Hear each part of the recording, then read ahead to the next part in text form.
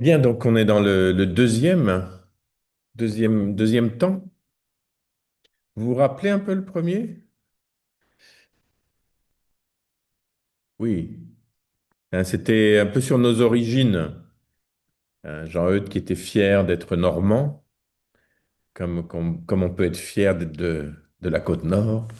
Lui, il rappelle bien ses origines, il rappelle d'où il vient, sa famille, ses parents. Et puis nous avions fait ce même chemin de mémoire, non pas simplement sur la côte nord, mais dans notre propre histoire, pour se rappeler toutes les personnes qui avaient marqué, en particulier dans nos origines. Et puis, comme ça compte beaucoup aussi chez vous, de savoir faire la généalogie, comme Jean-Eudes l'a fait. Il rappelait ses frères, ses sœurs, ses parents, voilà.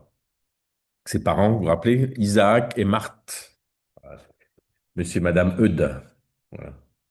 Avec les deux frères aussi, François et Charles, qui ont été anoblis. Enfin voilà, ça nous l'a rendu peut-être plus familier, et puis nous-mêmes, ça nous a fait relire notre propre histoire.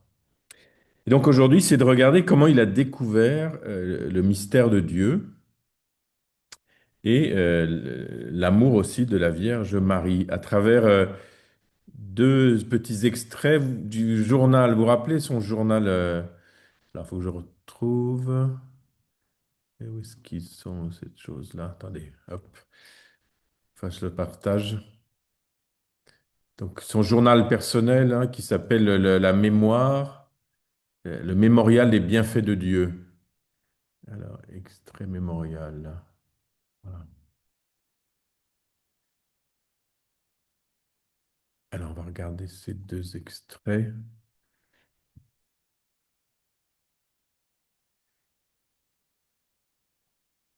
Donc là, c'est où il fait mémoire. Vous vous rappelez, il note à peu près il note les événements. Il l'a pas écrit tout de suite, mais peut-être, il avait déjà une quarantaine d'années, où il a réécrit un peu ce qui s'était passé dans sa vie.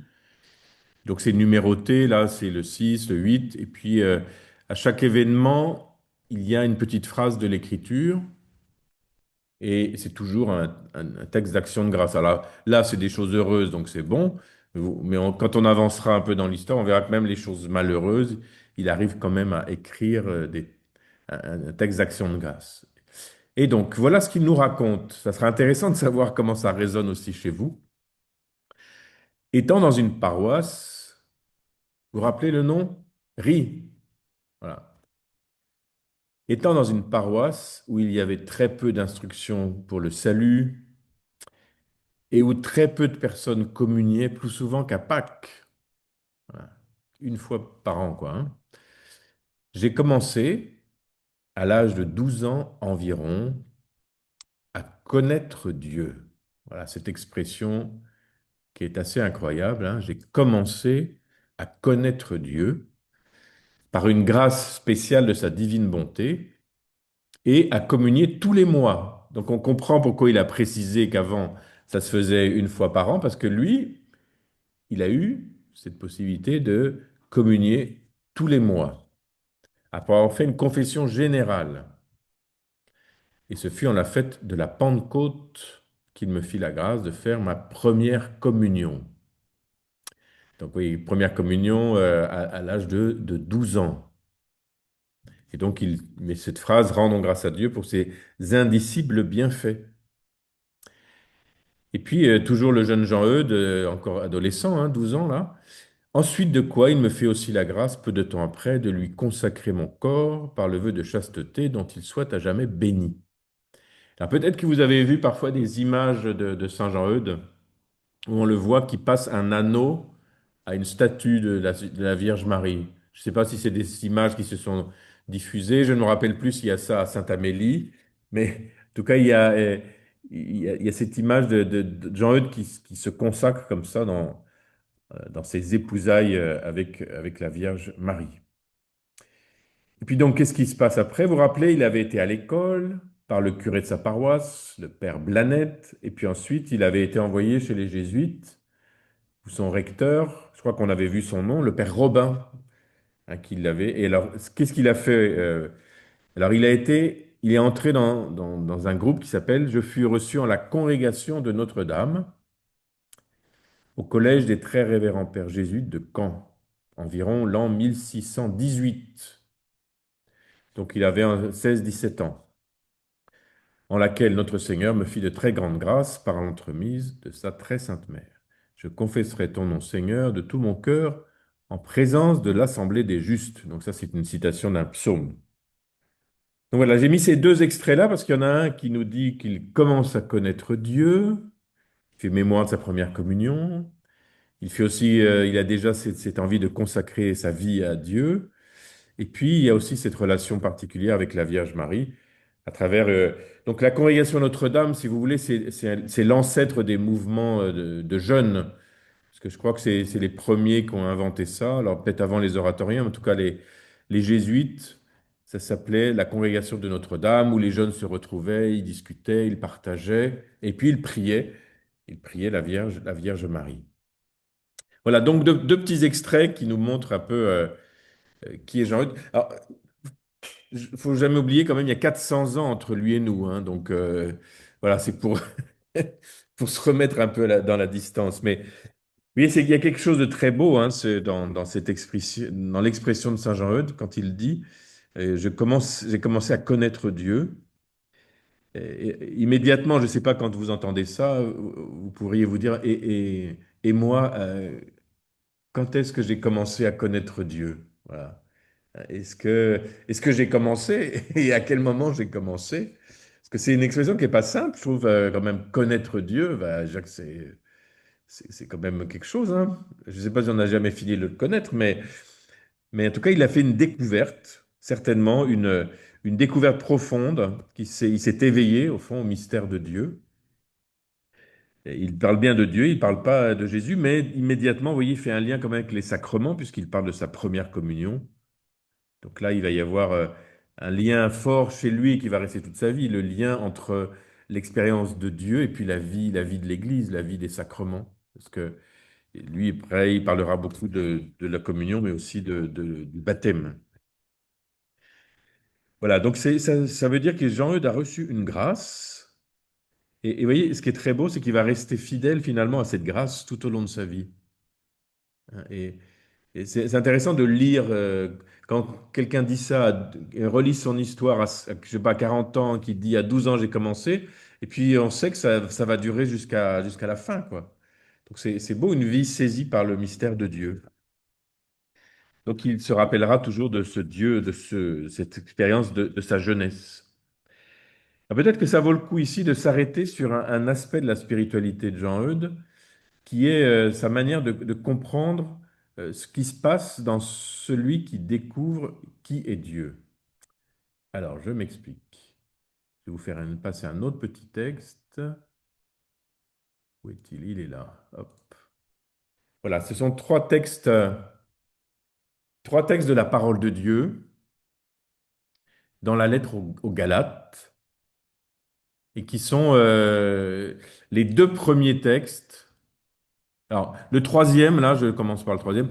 Le troisième, c'est celui que Saint Jean-Eudes cite le plus dans toutes ses œuvres. Donc, il y a 13 volumes de ses œuvres, donc ça fait 6000 pages à peu près.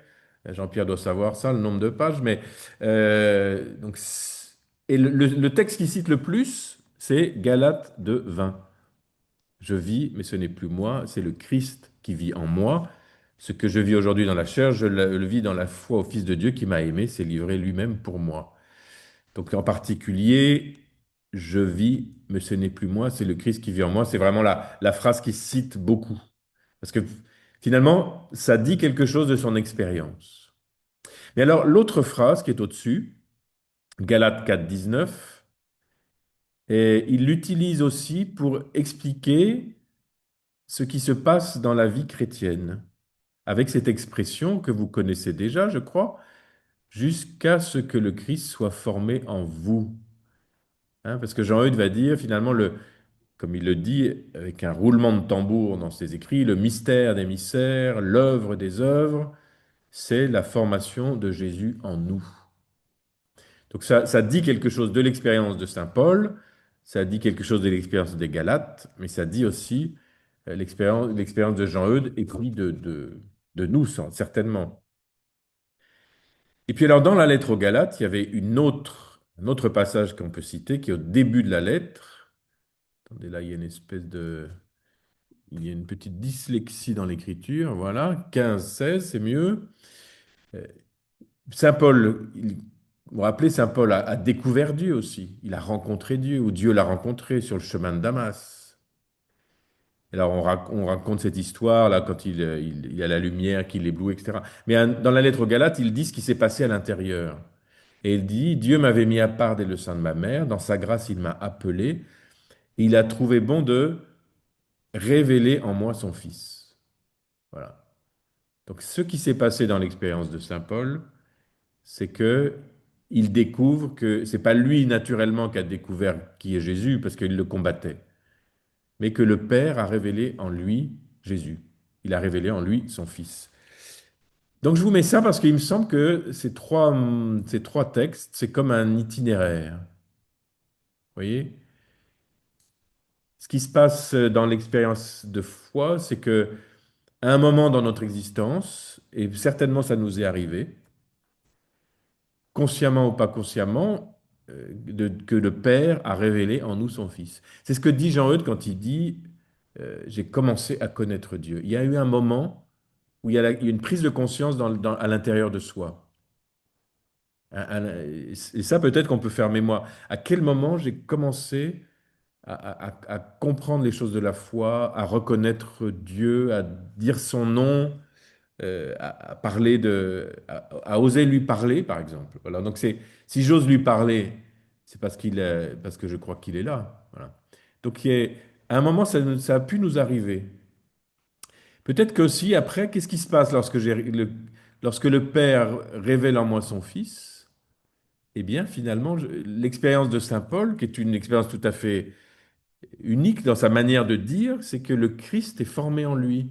Mais alors, et ici, vous voyez bien, là, les dames doivent comprendre ça, j'enfante à nouveau dans la douleur. Alors là, c'est dans la douleur, je vais vous expliquer pourquoi, mais c'est l'idée qu'il y a un être nouveau qui naît à l'intérieur.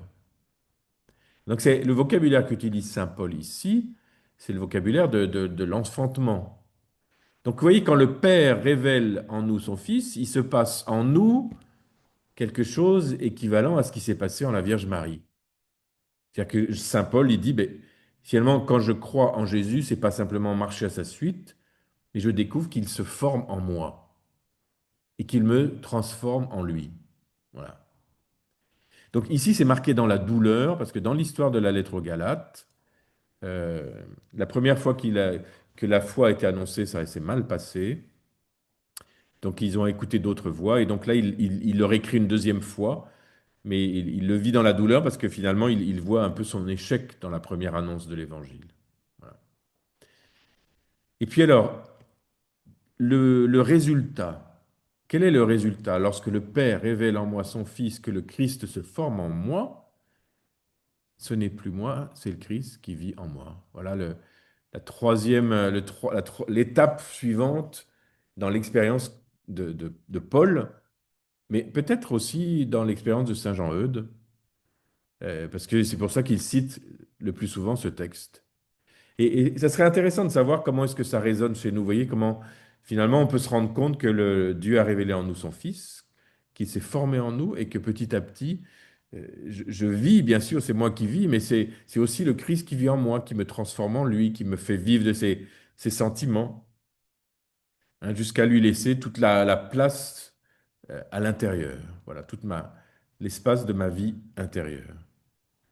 Donc voilà, c'est une petite réflexion pour nous sur ce mystère de Dieu en nous. Et Saint Jean-Eudes, d'ailleurs, il va dire que, finalement, quand j'annonce l'Évangile, hein, ce que vous faites tous, parce que vous avez tous des engagements d'Église, finalement, quand j'annonce l'Évangile, hein, la parole, c'est la parole qui vient s'incarner dans la vie de l'autre. Et que finalement, évangéliser, c'est permettre à Jésus de se former dans le cœur de l'autre. C'est une belle manière de dire, non? Euh, c'est pas simplement lui donner, comment dire, des indications pour savoir comment conduire sa vie, c'est beaucoup plus que ça. C'est-à-dire que cette parole que la personne va accueillir, finalement, elle va l'accueillir au plus profond de soi et ça vient transformer quelque chose de son être en profondeur. Et donc, ça vient même changer, ça vient habiter son cœur, si vous voulez, on pourrait le dire comme ça. Je le dis comme ça parce que Jean-Eudes, après, c'est ce qu'il va mettre, c'est ce qu'il va développer à la fin de sa vie. Plus, il va beaucoup parler du cœur parce qu'il se rend compte que le lieu de la croissance de Dieu dans une personne humaine, c'est le cœur humain. Voilà. Et que finalement, ce que produit la foi, c'est une croissance de l'amour. Voilà. C'est bête à dire comme ça, mais c'est vraiment ça qui se passe en fait, hein. Plus plus je crois, plus j'aime. Voilà. Parce que finalement, c'est le cœur qui est habité par le Christ. Voilà, donc je vous dis tout ça parce que, au fond, toute la vie de Jean-Eudes va être marquée par ce j'ai commencé à connaître Dieu, parce que c'est ça qu'il va vouloir partager aux autres. Et certainement, c'est ça aussi qui nous passionne et qu'on a envie de faire partager aux autres. Oui. Avec tout ce processus-là de formation à l'intérieur. Après, on pourra, bah, si je peux vous le donner maintenant, un petit texte encore. Hop. Celui-là, on pourra peut-être passer un petit peu de temps dessus. Voilà, le fameux texte où Jean-Eudes, il dit, voilà, j'aime bien ce début-là. Moi, j'appelle ça le roulement de tambour. C'est quand, vous voyez, quand on va dire quelque chose d'important. Le mystère des mystères et l'œuvre des œuvres, c'est la formation de Jésus, qui nous est marqué en ces paroles de Saint Paul, mes enfants, vous que j'enfante à nouveau dans la douleur, jusqu'à ce que le Christ soit formé en vous. C'est le plus grand mystère, le plus grand œuvre. Alors, à l'époque, c'était un fait masculin, c'est pour ça. Le plus grand œuvre qui se fasse au ciel et en la terre par les personnes les plus excellentes de la terre et du ciel, c'est-à-dire par le Père, l'Éternel, par le Fils, par le Saint-Esprit, par la très sainte Vierge, par la Sainte Église. Alors après, il développe hein, comment le Père, le Fils, l'Esprit, la Vierge participent à la formation de Jésus en nous. J'ai coupé le texte. Puis alors, surtout pour mettre à la fin, ce doit être notre désir notre soin, notre occupation principale que de former Jésus en nous. Voilà, former Jésus en nous. C'est-à-dire de le faire vivre, régner en nous, d'y faire vivre et régner son esprit, sa dévotion, ses vertus, ses sentiments, ses inclinations et dispositions. C'est à cette fin que doivent tendre tous nos exercices de piété. C'est l'œuvre que Dieu nous met entre les mains afin que nous y travaillions continuellement. Voilà, ici, alors nous, on dirait peut-être pas ça comme ça aujourd'hui, hein, mais c'est à cette fin que doivent tendre toutes nos recherches spirituelles, tous nos temps de prière, tous nos services. Finalement, c'est de faire grandir en nous le Christ. Voilà. Euh, Par exemple, quand vous avez un travail pastoral, qu'est-ce que vous faites? Sinon, faire grandir en vous le Christ bon pasteur. Voilà. Que, so- que soit laïque, prêtre, diacre, tout ce qu'on veut, hein. Mais c'est faire c'est participer, faire nôtre au fond, les manières de faire de Jésus quand il se présente comme le bon pasteur. C'est comme ça que les chrétiens continuent la vie de Jésus et que Jésus se forme en eux. J'aime bien, moi, l'expression là, c'est l'œuvre que Dieu nous met entre les mains. Voilà, il nous dit, ben voilà ce que je vous propose. Voilà, euh, chaque jour, vous pouvez faire un petit pas de plus dans la croissance du Christ en vous. L'œuvre que Dieu nous met entre les mains. C'est une expression que j'aime bien parce que c'est ce qui m'aide chaque matin. Vous voyez, c'est chaque matin qu'il y a un jour nouveau, je me dis, ben, qu'est-ce qui me met aujourd'hui entre les mains? Voilà. Alors parfois il y a des choses bien, des choses un peu plus compliquées, mais bon, qu'est-ce qui me met entre les mains? J'aime beaucoup cette expression-là. Avec toujours cette idée, ben, comment je vais former le Christ en moi à travers le concret de ce jour qui commence. Voilà. Voilà, après, il y avait aussi c'est la Vierge Marie dans la vie de Jean-Eudes, du coup. Parce que là, je vous ai parlé du mystère de Dieu, de la formation de Jésus.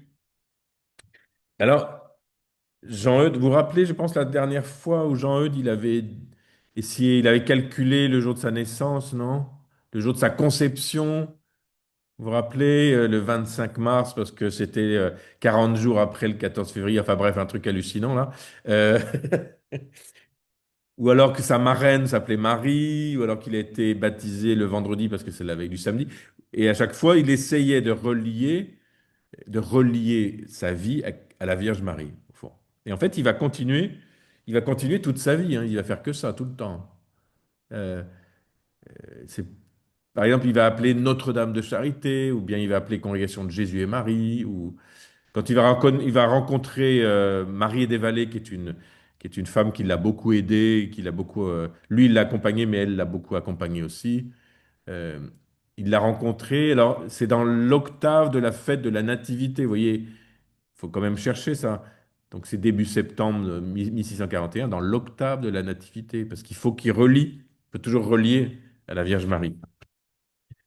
Euh, et puis, on raconte beaucoup d'événements dans sa vie, comme quoi il avait ce lien particulier avec la Vierge Marie. Je ne sais pas si la dernière fois je vous avais parlé d'un contrat d'alliance avec la Sainte Vierge, où il avait écrit un contrat de mariage, quand même. Hein, il avait 67 ans. Il avait 67 ans quand il a écrit un contrat de mariage avec la Vierge Marie. Et puis, c'est pas un petit texte, hein. Et il reprend toutes les formules des notaires de l'époque et pour dire combien il va accueillir la Vierge Marie dans son quotidien. Je vous lis juste un petit extrait pour vous dire ce lien particulier. Il dit, comme l'épouse est inséparable de son époux, qu'elle est obligée de le suivre et accompagner partout, je vous supplie aussi, ma toute bonne, c'est comme ça qu'il parle à la Sainte Vierge, ma toute bonne, d'être toujours avec moi en tous les lieux, en tout temps et dans toutes mes actions, pour me conduire et gouverner en toutes choses, selon la très adorable volonté de votre Fils.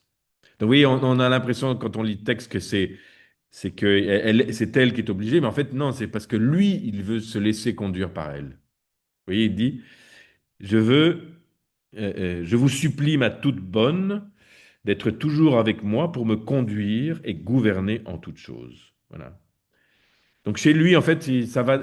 Je vous parle de la Vierge Marie parce que chez lui, en fait, l'union à Dieu, et ce qu'on a pu dire avant, ça va quand même beaucoup de pair avec la relation qu'il entretient avec la Vierge Marie. Voilà, pour lui, c'est vraiment lié, en fait, hein. D'ailleurs, il va dire qui voit Jésus voit Marie, parce qu'en fait, il pense qu'ils sont toujours liés, hein. À tel point qu'il va parler à la fin de sa vie d'un seul cœur. Vous voyez. Parce que pour lui, il sépare, et comme il dit, je ne veux pas séparer ce que Dieu a uni. Voilà. Et comme la mère et le fils sont liés d'une affection profonde, eh bien, lui, c'est pareil, il y a l'affection pour l'un et pour l'autre. Voilà. Donc, ça serait intéressant aussi parce que Jean-Eudes, du coup, il y a eu une recherche d'interprétation. Et certains ont dit que finalement, il avait cette conviction d'être toujours dans la présence. Il percevait quelque chose d'une présence, une présence mystique, disons, n'ayons pas peur du mot, de Marie avec lui, ce qu'il a écrit dans son texte là, qu'elle puisse l'accompagner pour la conduire et la gouverner, ben, c'est quelque chose qu'il a expérimenté. Voilà. Et donc, simplement, il lève un peu le voile sur son expérience intérieure d'une relation tout à fait particulière avec la Vierge Marie. Alors, j'ai retrouvé un beau texte du pape François. Alors, on n'est plus tout à fait à la même époque. Voilà. Et que j'ai trouvé très beau pour rendre plus actuel finalement le sujet. Euh, donc, c'est dans une audience de 2020 où il est dit, Marie accompagne en prière toute la vie de Jésus jusqu'à la mort et à la résurrection. Et à la fin, elle continue, elle accompagne les premiers pas de l'Église naissante. Marie prie avec les disciples qui ont traversé le scandale de la croix. Elle prie avec Pierre, qui a cédé à la peur et a pleuré de remords. Marie est là avec les disciples parmi les hommes et les femmes que son fils a appelés pour former sa communauté. Donc, vous voyez, c'est cette petite phrase qui m'a fait tilt, parce que finalement, ça nous dit un peu la place de la Vierge Marie aussi dans l'Église. Marie est là avec les disciples parmi les hommes et les femmes que son fils a appelés pour former sa communauté. Marie ne joue pas le rôle d'un prêtre parmi eux, non, elle est la mère de Jésus qui prie avec eux en communauté, comme une personne de la communauté. Elle prie avec eux et elle prie pour eux. Et à nouveau, sa prière précède l'avenir qui va se réaliser. Par l'œuvre de l'Esprit Saint, elle est devenue la mère de Dieu, et par l'œuvre de l'Esprit Saint, elle devient la mère de l'Église. Vous vous rappelez, c'est le pape François qui a créé la fête de Marie, mère de l'Église, qui se célèbre le lundi de Pentecôte.